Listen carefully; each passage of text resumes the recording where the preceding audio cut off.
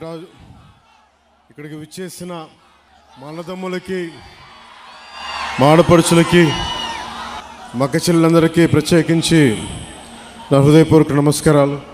సముద్రాన్ని జీవనోపాధిగా చేసుకొని ప్రతిరోజు ధైర్యంతో, సాహసంతో వేటకి వెళ్ళి జీవితాలను గడుపుతున్న మా మత్స్యకార సోదరీమణులందరికీ నా హృదయపూర్వక నమస్కారాలు.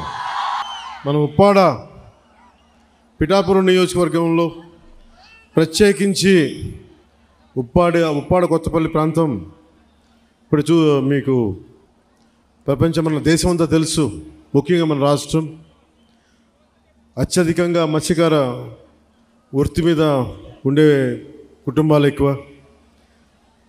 సో నా దృష్టికి గత కొన్ని రోజుల క్రితం, దాదాపు 10 రోజుల క్రితం మత్స్యకార సోదరులందరూ ఇక్కడ 4 రోజులు ధర్నాలు చేశారు. అలాగే పరిశ్రమల కాలుష్యం వల్ల మత్స్యజాతి అంతరించిపోతూ ఉంది అని మీరందరూ చేసింది నాకు చాలా బాధ కలిగించింది. ఎందుకంటే మన జీవనోపాధి మీకు ఇబ్బంది కలుగుతూ ఉంది, ఎలా చేయాలి ఏంటి అనేది వీటి మీద మాట్లాడుతూ వచ్చాం. సో పొద్దున్నే అన్ని పార్టీలకు సంబంధించిన నాయకులతోటి, మత్స్యకార సంఘాల నాయకులతోటి కాకినాడ కలెక్టరేట్లో షణ్మోహన్ గారి అధ్యక్షతన మన పిఠాపురం నాయకులందరూ, మన కాకినాడ ముఖ్య నాయకులందరూ కూడా కూర్చొని మన పిఠాపురం ముఖ్యంగా మత్స్యకార సంఘాల నుంచి ఏ సమస్యలు ఉన్నాయి, ఇక్కడ ఏమున్నాయి, ఏం జరుగుతున్నాయని మొత్తం చాలా కూలంకషంగా చర్చించడం జరిగింది, చాలా డీటెయిల్గా. సో ఒకసారి ఏం చేశాం, దాని తాలూకు సారాంశం ఏంటి, మీరు లేవనెత్తిన అంశాలకి మీరు నన్ను అఖండ మెజారిటీతో గెలిపించిన మీ పిఠాపురం ఎమ్మెల్యేగా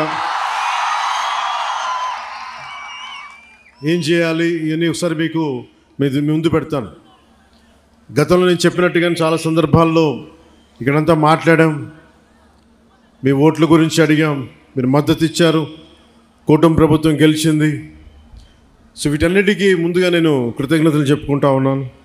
దాదాపు 7,193 మత్స్యకార కుటుంబాలు దీనిని చేపలని పట్టడం అనేది ఆధారం చేసుకొని ఉన్నారు. సముద్ర స్వభావాన్ని అంచనా వేసి వేట చేయటం మన మత్స్యకార సోదరుల తాలూకు అపూర్వమైన నైపుణ్యం. అలాంటి మీకు అండగా ఉండటం మా అందరి బాధ్యత. కూటమి ప్రభుత్వం మత్స్యకారుల భరోసా కింద వేట నిషేధ సమయంలో 20,000 భృతిని అందించింది. మీ ప్రతి కష్టంలో నేను ఉన్నాను అని చెప్పడానికే ఈరోజు ఇక్కడ రావడం జరిగింది. యాక్చువల్గా 10వ తారీఖు వస్తానని చెప్పాం. ఒకరోజు ముందుగానే, మధ్యలో ఆరోగ్యం బాగాలేక రాలేకపోయాను, కానీ ఒకరోజు ముందే మీకు ఇచ్చిన డేట్ కంటే కూడా ముందే వచ్చాం. అలాగే మీరు సముద్ర గర్భం నుంచి తీసుకొచ్చే మత్స్య సంపద వేలాది కుటుంబాలకి ఆహార భద్రత, జీవనాధారం అందిస్తుంది. ఈరోజు కాకినాడ జిల్లా కలెక్టరేట్ నిర్వహించిన సమావేశంలో మన సమస్యలన్నీ నాకు దృష్టికి తీసుకొచ్చారు. ముఖ్యంగా ఇక్కడ నక్కపల్లి SEZలో కానీ, అటు మనకి తుని మండలంలో, మనకి తుని నియోజకవర్గంలో అక్కడ దివీస్ ఫ్యాక్టరీ కానీ, అరబిందో కానీ, మిగతా చిన్న చిన్న పరిశ్రమల నుంచి కాలుష్యాలు వచ్చేస్తున్నాయి, మత్స్య సంపద అంతరించిపోతూ ఉంది, మాకు వేట దొరకట్లేదు అంటే ఇదొకటి ముఖ్యమైన సమస్య నాకు ప్రస్తావించాను. 2, ఎక్స్గ్రేషియా సముద్రం వేటకెళ్ళినప్పుడు ప్రాణాలు కోల్పోయిన కాకినాడ జిల్లాకి చెందిన 18 మంది మత్స్యకార సోదర కుటుంబాలకి మా ఎక్స్గ్రేషియా అందలేదని చెప్పారు. వెంటనే ఈ రోజునే నేను స్వయంగా 5 మందికి ఇప్పించాను. మిగతా 13 మందికి, దాదాపు 18 మందికి 5 లక్షల రూపాయల చొప్పున 90 లక్షలు వారికి వెంటనే మంజూరు చేయడం జరిగింది. సో ముందుగా ఈ సమస్యని ఒక మంచి శుభంతో మొదలు పెడదామని. ఒకటి, పొల్యూషను, మన చేపలు మత్స్య సంపద కొంచెం దెబ్బతింటా ఉందని అదొక దృష్టికి పట్టుకొచ్చారు.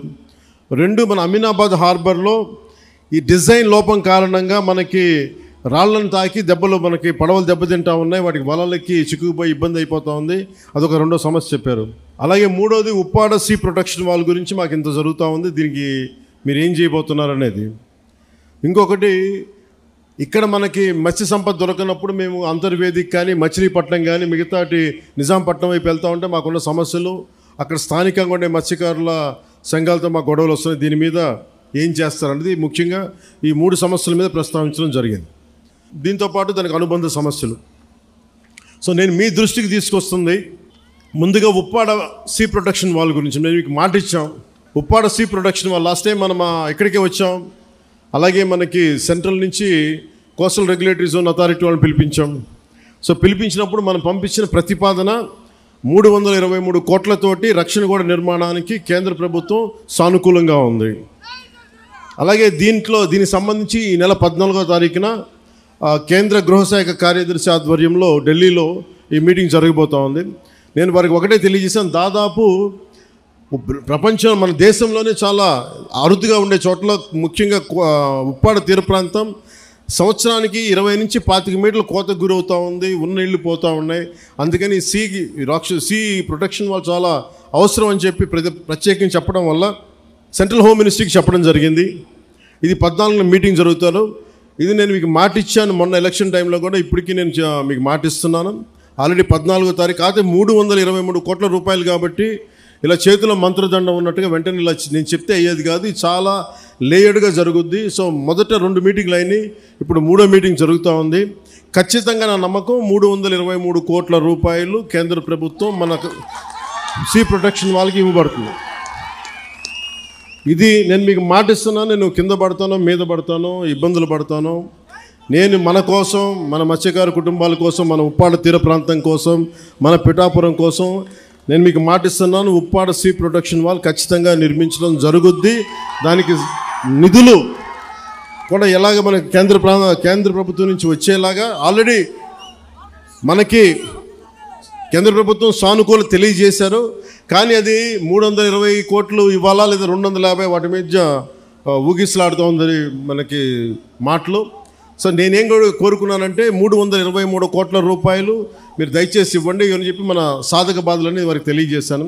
అదొకటి. ఇవి కాకుండా రాష్ట్ర విపత్తు నిర్వహణ సంస్థ మరియు మహాత్మా గాంధీ జాతీయ ఉపాధి హామీ పథకం ద్వారా ఉప్పాడ నుండి కొనపాపపేట వరకు వచ్చే ఈ మన 5,65,00,000 రూపాయలతోటి తీర రక్షణ పనులు చేపడుతున్నాం. దాంట్లో భాగంగా పనులు కొంత ప్రారంభమైనవి. సో ఇది మీ దృష్టి కూడా తీసుకొస్తా ఉన్నాం. అలాగే మనకి మత్స్య సంపద వేరే చోట్లకి వెళ్తున్నాం, వీటన్నిటి గురించి మాట్లాడితే. అలాగే మన కొల్లు రవీంద్ర గారితో మాట్లాడాం, ఆయన ఆధ్వర్యంలో నిన్న ఫిషరీస్ వాళ్ళు మీటింగ్ చేశారు మంత్రివర్యులతోటి.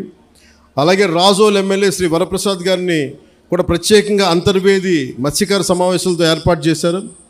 సోదర భావంతో అక్కడ ఫిష్ ల్యాండింగ్కి అక్కడ మత్స్యకారులందరూ మనకి అంగీకరించారు. ఆ మాట కూడా మనం ముఖ్యంగా ఉప్పాడ మత్స్యకారులకి ఖచ్చితంగా మేము అందిస్తాం. కానీ వాళ్ళ రిక్వెస్ట్ ఏమడుగుతున్నారంటే ఆ రింగ్ వలలు వేయొద్దు, మాకు పిల్లలు దొరికేస్తారని అంటూ ఉన్నారు. దాని మీద కొంత తర్జన భర్జన ఉంది, అది కూడా మీకు తెలియజేస్తాం. అది కూడా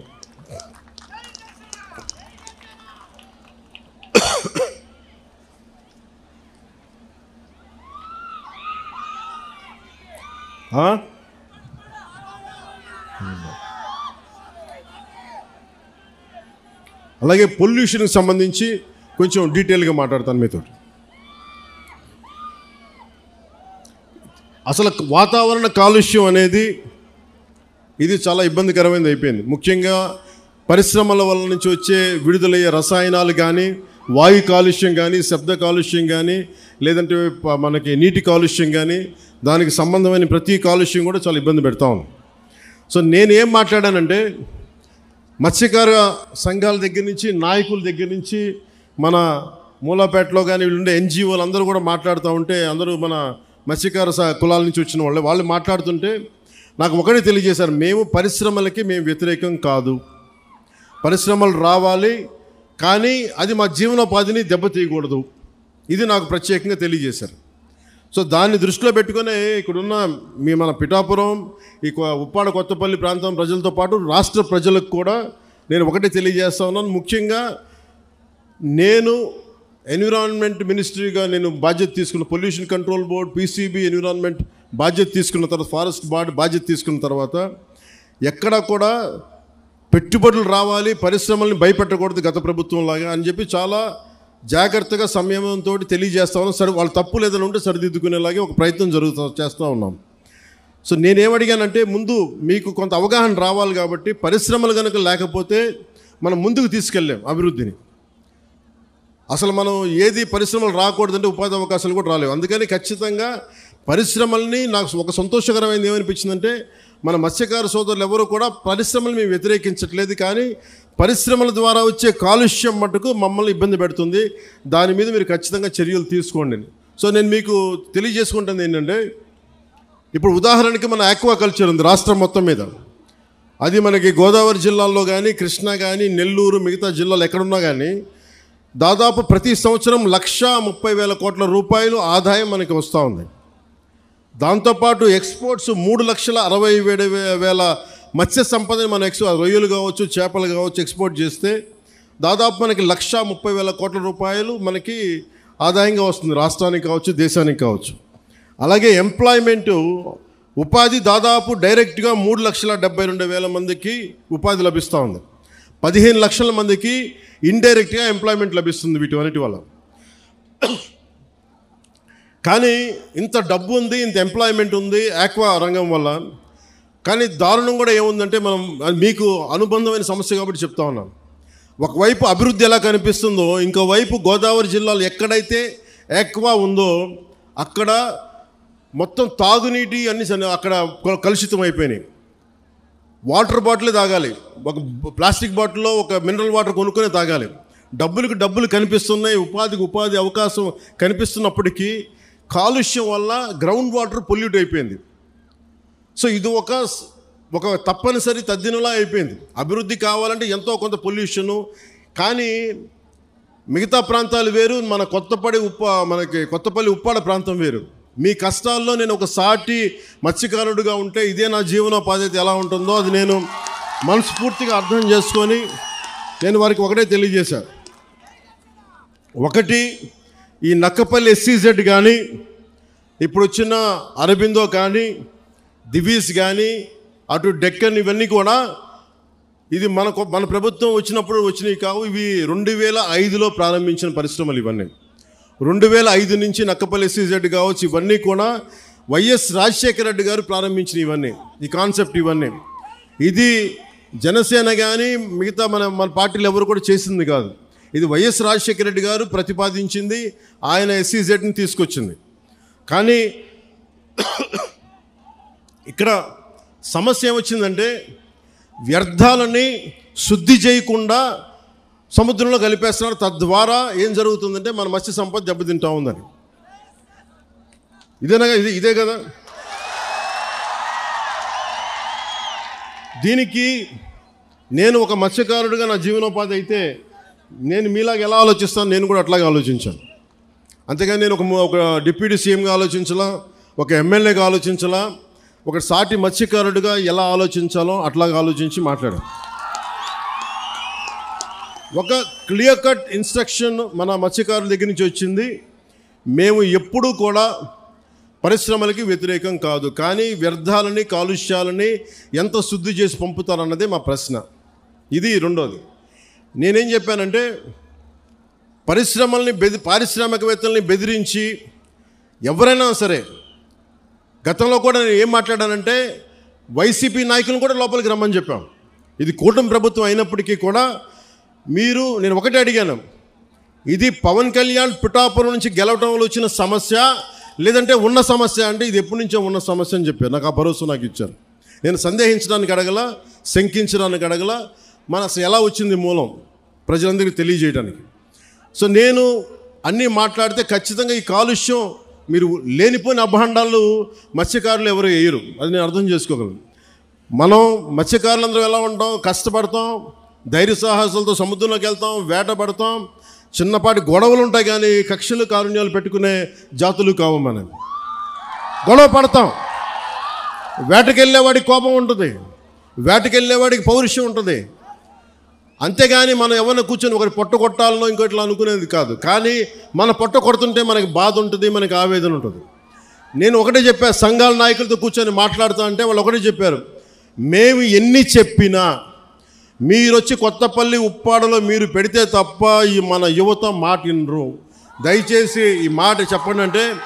నేను సంఘాల నాయకులందరితో పాటు మత్స్యకారు పెద్దలందరితో పాటు చాలామంది యువతను అడిగాను. దాదాపు 8-9 మంది యువతతోనే ప్రత్యేకించి అడిగారు. చెప్తే వాళ్ళు చాలా ప్రోగ్రెసివ్గా ఉన్నారు. వాళ్ళు అడిగింది ఏంటంటే, ఒకటి, ఈ వ్యర్థాలని ఎలా శుద్ధి చేస్తారు, శుద్ధి చేస్తే మేము పొల్యూషన్ కంట్రోల్ బోర్డుని మేము ఎలా నమ్మాలి, వాళ్ళు ఏమో చేయట్లేదు అన్నారంటే దానికి నేనేం చెప్పానంటే, కలెక్టర్ గారు షణ్మోహన్ గారితో మాట్లాడి నాకు సమయం ఎంత ఇస్తారు ఇవన్నీ చేయడానికి అంటే, నేను 3 దఫాలుగా పెట్టుకున్నాను. ఈ 3 రోజుల తర్వాత మళ్ళీ నేను ఒక పడవ తీసుకొని మీరు ఎక్కడైతే వ్యర్థాలు వస్తున్నాయో, ఎక్కడైతే మన మత్స్య సంపద నాశనం అయిపోతుందని మీరు చెప్తున్నారో వాటిలో ఒకసారి నేను వెళ్ళి చూస్తాను. ఎందుకంటే ఒక మత్స్యకారుడిలాగా వెళ్ళాలి అంటే నేను కూర్చోబెట్టి 4 గోడల మధ్య ఉంటే ఇది నాకు మీరు అది అర్థం అవడం కంటే కూడా పేపర్లు తీసుకొని ఆ రిపోర్ట్ చదవడం కంటే కూడా మీరు లోపలికి వెళ్ళి వేటలో వెళ్తే ఎలా ఉంటుందో అలాంటి పరిస్థితుల్లో మీరు ఏమి అనుభవిస్తున్నారో అది చూడటానికి నేను కూడా పడవ తీసుకుని ఒక 2-3 రోజులు తర్వాత ఇక్కడే మన కాకినాడ పోర్టు నుంచే మొత్తం వెళ్ళి ఈ కోస్టల్ లైన్లో ఎక్కడైతే పొల్యూషన్ ఉందనేది మన మత్స్యకారు యువత కానీ నాయకులు కానీ వాళ్ళు చూపించిన ప్రదేశాల మేరకు నేను వెళ్ళి దాని నుంచి నేను స్వయంగా నేను పరిశీలిస్తాను. 1, 2, అసలు పొల్యూషన్ ఆడిట్ చేయమన్నాను. అది దివీస్ కావచ్చు, అరబిందో కావచ్చు, డెక్కన్ కావచ్చు, చిన్న చితక పరిశ్రమలు ఏమున్నాయో. అలాగే నిమ్మకాయల చినరాజప్ప గారు కూడా మాట్లాడుతూ పెద్దాపురం నుంచి ఆయన కూడా ఏమన్నారంటే, సార్ ఇక్కడ ఇది ఒక్క సమస్య కాదు, దాదాపు 27,000 మంది ప్రత్యేకించి ఒక పరిశ్రమ ఉంది పెద్దాపురంలో, అది కూడా కాలుష్యం కాలువల్లో వదిలేస్తున్నారు. ఆ కాలువలు మనం ఉప్పాడ దాకా వచ్చేస్తున్నాయి, కాకినాడ దాకా వచ్చేస్తున్నాయి, మొత్తం పంట పొలాల్లోకి వెళ్ళిపోతుంది ఆ కాలువ, ఆ నీళ్లు. దానివల్ల అదే భూమిలోకి ఇంకిపోయి అదే మనం ధాన్యం కూడా తింటా ఉన్నాం, దానివల్ల ఒళ్ళు కూడా పారైపోతుంది, క్యాన్సరస్ అవుతుంది అనేది. సో నేను పెట్టుకుంది ఏంటంటే, మనకి చాలా ఈ అభివృద్ధితో పాటు మనకు కావాల్సింది ఖచ్చితంగా పర్యావరణ పరిరక్షణ కావాల్సిందే మనకి. దాంట్లో నేను ఎక్కడ కాంప్రమైజ్ అవ్వట్లేదు, దాన్ని ఎక్కడా కూడా నేను మిమ్మల్ని వంచాలని కూడా నేను ప్రయత్నం చేయట్లా. నాకు మీకు కుదరినప్పుడు నేను రాజకీయాలు వదిలేసి వెళ్ళిపోతాను తప్ప నేను మీ న్యాయం చేయలేనప్పుడు నేను కూర్చోబెట్టి నాకు నిజంగా మీ గుండెల్లో పెట్టుకున్న అభిమానం కంటే కూడా నేను పదవులుగా నేను ఏం చూడండి. కాకపోతే ఈ పదవి ఉన్నది చాలామందితో కూర్చొని సామరస్యపూర్వకంగా ఎలా పరిష్కారం చేయాలి అన్నదే నా తపన. సో నేనేం చెప్పానంటే, ముఖ్యంగా నేను చెప్పింది ఏంటంటే, అసలు ఎంత పొల్యూషన్ జరుగుతుంది ఆ ఆడిట్ని ఒకసారి చేయమని చెప్పాం. ఆడిట్ చేద్దాం, అసలు ఎంత కాలుష్యం ఉందనేది చెప్తే అందరూ అడిగారు. షణ్మోహన్ గారు మొత్తం సంఘాల నాయకులందరితో మాట్లాడి, అక్కడ ఉన్న యువతతో కూడా మాట్లాడి, ఈరోజు దాదాపు 100 మంది పైగా వచ్చారు. వాళ్ళందరితో మాట్లాడి మీ ప్రతినిధులుగా మేము అడిగింది ఏంటంటే, షణ్మోహన్ గారు, కలెక్టర్ గారు, కనీసం మాకు 100 days టైం ఉంటే దీని మీద యాక్షన్ ప్లాన్ చేద్దామని ఒకసారి, అంటే ఎలా చేద్దాం దీనికి సంబంధించి. ఎందుకంటే మీరు బోట్లు దెబ్బతినకూడదు, మీకు మీ వేటకి ఇబ్బంది పడకూడదని దీనికి ఏం చేయాలంటే ఒక ప్రాపర్ యాక్షన్ ప్లాను, ఒక 100 రోజుల సమయం అని అడిగాం. సో మిమ్మల్ని కూడా నేను ప్రతిపాదిస్తుంది, మిమ్మల్ని అభ్యర్థిస్తుంది, మీ అందరినీ వేడుకుంటుంది.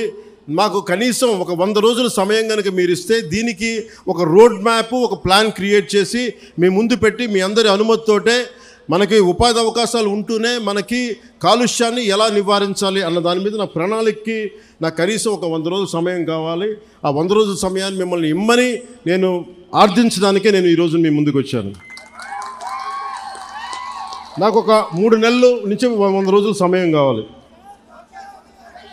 సో మీరు ఆ 100 రోజుల్లోపు నేను ఒక రోడ్ మ్యాప్, ఒక పరిష్కార మార్గం, అవసరమైతే దీన్ని క్యాబినెట్లో మాట్లాడతాం, లేదంటే అసెంబ్లీలో కూడా మాట్లాడి మీకు న్యాయం జరిగేలాగా నేను ముందుకు తీసుకెళ్తాను. మీ అందరికీ నేను మనస్ఫూర్తిగా నేను మీకు తెలియజేస్తున్నాను. సో నాకు 3 నెలల సమయం మిమ్మల్ని, ఇది ప్రజాస్వామ్యం, నేను 4 గోడల మధ్య కూర్చొని నేను అడగట్లా. నాకు ఒక 100 రోజుల సమయం కావాలి. ఏం చేద్దాం చెప్పండి, అవునా కాదా? 100 రోజులు సమయం ఇస్తున్నారా నాకు? ఇస్తున్నారా? 100 రోజులు సమయం ఇస్తున్నారా లేదా నాకు చెప్పాలి. అలా కుదరదు నాకు. ఎందుకు చెప్తా, మీరు 100 రోజులు సమయం ఇవ్వకపోతే, మీరు 100 రోజుల సమయం ప్రాక్టికల్గా మీరు ఆలోచించండి. 100 రోజుల సమయం ఇవ్వకపోతే, ఎందుకంటే రాత్రికి రాత్రి పొల్యూషన్ ఏం జరుగుతుందో మనం ఆడిట్ చేయడానికి కూడా చాలా టైం పడుతుంది. ఆడిట్ చేసిన తర్వాత వ్యర్థాలు ఉన్నాయి అంటే వీళ్ళకి ఎందువల్ల వ్యర్థాలని విడుదల చేస్తున్నారు. ఎందుకంటే మీరు 4 రోజులు ధర్నా చేస్తే 5వ రోజు పరిష్కారం నిజంగా రాదు. ఎందుకంటే దీని వెనక చాలా ఉన్నాయి. పరిశ్రమలు మనం ఇచ్చింది కాదు, వైసీపీ నాయకులు ఇచ్చింది. వైసీపీ నాయకులు ఇచ్చిన పరిశ్రమలు మన కూటమి ప్రభుత్వం వచ్చిన తర్వాత వచ్చిన పరిశ్రమలు కాదు. సో అందుకని అలా అని చెప్పి వాళ్ళలాగా భయపెట్టి పారిశ్రామికవేత్తలను భయపెట్టి పారిపోతే అది దేశపరంగా ఇంకోలాంటి సంకేతాలు వెళ్తాయి, అదో ఇంకో సమస్య ప్రారంభమవుద్ది. సో మేము ఆలోచిస్తుంది వయా మీడియాగా మధ్యలో పొల్యూషన్ రాకుండా, మన మత్స్య సంపద చనిపోకుండా ఎలాంటి పరిష్కారం వెతకాలి. అలాగే ఓఎన్జీసీ వాళ్ళు మనకి కొంత కాంపెన్సేషన్ పే చేస్తూ ఉన్నారు, ప్రతి నెలకైనా అడుగుతూ ఉన్నారు. అది మేము పెట్టే ప్రతిపాదన కలెక్టర్ గారితో సంబంధిత మంత్రివర్గంతో మేము అడుగుతుంది. ఈ ఎక్కడైతే ఎఫెక్ట్ అవుతూ ఉన్నారో వాళ్ళకి సంబంధించి ఆ పరిశ్రమలు కానీ పారిశ్రామిక యాజమాన్యంతో మాట్లాడి వాళ్ళు ఎంతవరకు చేయగలరు, ఒకవేళ కాంపెన్సేషన్ ఇవ్వగలరా, నెలకి ఇవ్వగలరా, లేదంటే 1 టైం సెటిల్మెంట్ చేయగలరా, ఇవన్నీ మాట్లాడాల్సిన అవసరం ఉంది, మాట్లాడాల్సిన పరిస్థితి ఉంది. అది మీకు అంటే ఇవన్నీ చేయడానికి నాకు కనీసం ఒక 3 నెలలు సమయం కావాలి. 3 నెలల సమయం తర్వాత ఖచ్చితంగా ఒక పరిష్కార మార్గానికి తీసుకొచ్చి, ఇది ఎందుకంటే పిఠాపురం మోడల్, ఈ పొల్యూషన్ మోడల్ రాష్ట్రం అంతా అప్పీల్ అవుతుంది, అప్లై చేయాల్సిన పరిస్థితులు వస్తూ ఉన్నాయి. ఎందుకంటే పరిశ్రమలు రావాలి. ఉదాహరణకి మీకు భీమవరం దగ్గర ఆక్వా పార్క్ ఉంది. ఆక్వా పార్క్ పెడితే ఏం జరిగింది, అక్కడ కూర్చోబెట్టి రాత్రి గొడవలైనవి. కానీ ఆక్వా పార్క్ పోలీసులు ఛార్జ్ చేశారు, కేసులు పెట్టారు, కానీ పరిష్కారం దొరకలా. మనకు అలాంటి పరిస్థితులు రాకూడదు. నేను ఒకటే చెప్పాను, జనసేన నాయకులకు కావచ్చు, ఇంకే నాయకులకైనా కావచ్చు, ఎవరైనా సరే ఈ కాలుష్యాన్ని అర్థం చేసుకొని దీని మీద ఒక మీకు కథ చెప్పేవాళ్ళు కావాలంటే ఈ రోజుకి మీకు కూర్చోబెట్టి ఆకాశాన్ని తెప్పేస్తా, 3 రోజులు అయిపోతుంది సమస్య, నేను మాట చెప్పేయగలను. నేను మిమ్మల్ని కూర్చోబెట్టి మీ చేత చప్పట్లు కొట్టించుకొని వెళ్ళిపోగలను, కానీ ఏం చేయను. అలా కాకుండా నేను 3 నెలలు ఎందుకు సమయం, 100 రోజులు సమయం ఎందుకు అడుగుతున్నానంటే, చాలా త్రికరణ శుద్ధిగా ఒక మీ సాటి మత్స్యకారుడు ఎంత కష్టపడుతుందో అర్థం చేసుకొని దాన్ని ఉద్దేశంలో పెట్టుకొని మాట్లాడుతున్నాను. అందుకని నాకు మీకు ఒకటి చెప్తున్నాను, నిజం కురచ బొంకు పొడవు అంటారు. అంటే అబద్ధం చెప్పడానికి ఇంత చెప్తాం, అసలు మేమేం చేయగలం అని చెప్పట్లా. నిజం మీకు చేస్తానని చెప్తున్నా. మీకేం చెప్పాను, మీకు నిలబడతానంటే నిలబడతా. మీకు రోడ్డు ఇక్కడ ఉప్పాడ ప్రొటెక్షన్ వాళ్ళు చేస్తానంటే చేస్తాను. దాన్ని కూర్చోబెట్టి మీరు రేపు నుంచి ప్రతి గంటకి ఏమైంది డేటా అంటే అలా కుదరదు. మీకు నా టర్మ్లో, నా టెన్యూర్లో మీకు చేసి పెడతాను. ఉప్పాడ ప్రొటెక్షన్ వాల్ వచ్చి తీరుతుంది. అలాగే అది నేను మన అమిత్ షా గారితో, మోడీ గారితో మాట్లాడుకొని తెప్పించగలను. ఇది చాలామంది సంబంధించిన వ్యక్తులు, పారిశ్రామికవేత్తలు. దీనికి ఎందుకు 100 రోజులు అడుగుతున్నాను చెప్తా మీకు. అన్నీ నా చేతుల్లో లేవు. ఇండస్ట్రీస్ మినిస్టర్తో మాట్లాడాలి, ఫిషరీస్ మినిస్టర్తో మాట్లాడాలి, అలాగే కూర్చోబెట్టి మనకి ఏవైతే ఈ షిప్పింగ్ ఇండస్ట్రీ వాళ్ళతో మాట్లాడాలి. అలాగే మనం కూర్చోబెట్టి వాళ్ళు అడుగుతుంది ఇంకోటి ఏంటంటే, మాకు ఎంత డ్యామేజ్ జరుగుతుంది, వాస్తవాలు, దీని పొల్యూషన్ కంట్రోల్ బోర్డుతో కూర్చోవాలి. ఇవన్నీ కూర్చొని చేసే వరకు అందుకు నాకు ఒక చాలా కలెక్టర్ గారు కూడా చాలా మీకు షణ్మోహన్ గారు తెలుసు, పాపం ఎంత కష్టపడి చేస్తూ ఉన్నారు మనందరి కోసం, పిఠాపురం అభివృద్ధి కోసం. మన పాడా యాక్ట్ చేసాం, మనకి డెవలప్మెంట్ బోర్డు పెట్టాం పిఠాపురంకి. ఇన్ని సంవత్సరాలు ఎప్పుడు జరగల. అందుకని మీరు నా మీద నమ్మకం ఉంచి మీరు రోడ్ల మీదకి వచ్చి మీరు గొడవలు చేస్తే నేను వస్తా, మీరు తిడితే నేను పడతా. మీరు మీ ఇంట్లో కుటుంబ సభ్యుని కాదు ఇంకెవరిని తిడతారు, బయట ఉండి తిట్టరు కదా. నేను ఎమ్మెల్యే అంటే కూర్చోబెట్టి నేనేదో కిరీటాలు పెట్టుకొని నేనేం లేను. మీరు మాట పడితే భుజాల మీదకి ఎత్తుకున్నప్పుడు నా భుజం మీద దెబ్బ కొడితే నేను భరిస్తాను, ఎందుకంటే మీరు నా కుటుంబం. మీ చేత తిట్లు తింటాం ఇవన్నీ నాకు అవసరమా లేదా నేను ఆలోచించట్లా.